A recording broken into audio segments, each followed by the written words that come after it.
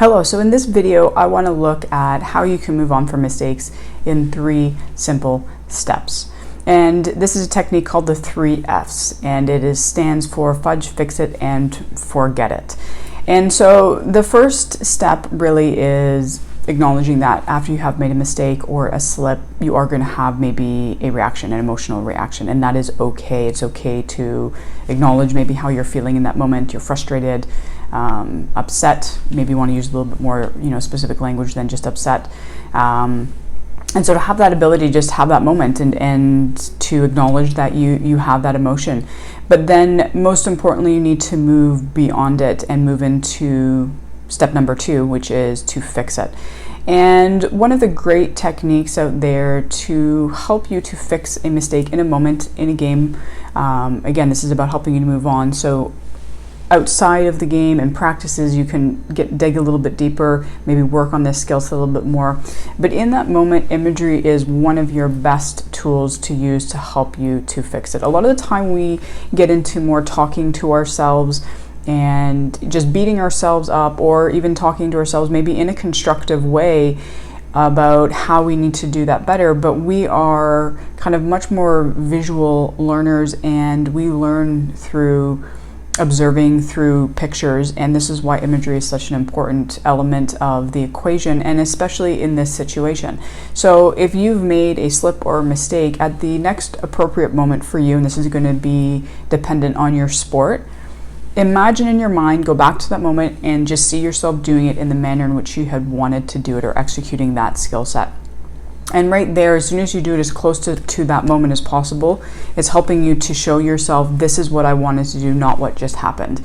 And it's now also helping you to create that rep in your mind of the way that you wanted to do it. And as we know, when we vividly imagine something, there is no difference between vividly imagining something and actually doing it. So if you are a baseball player, for example, if you actually go swing a bat and make contact with a ball, and then you imagine yourself doing that same thing, that is 2 reps. So in this moment, imagining how you want it to go kind of helps to equal it out, but also help to teach yourself what you're looking for from yourself in terms of that kind of skill set or that moment.